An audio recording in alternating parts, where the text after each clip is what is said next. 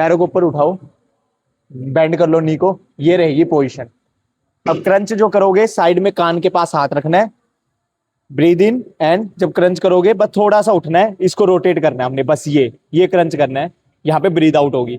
जोर हमने शोल्डर का नहीं लगाना, अपर बॉडी का नहीं लगाना, ओनली कोर का लगेगा। ठीक है, breathe in out 20 second, then 10 second क्या करना है हमने, होल्ड करना है, ओनली यहां जाके होल्ड करेंगे। ठीक है, स्टार्ट करते हैं 20 सेकंड के लिए।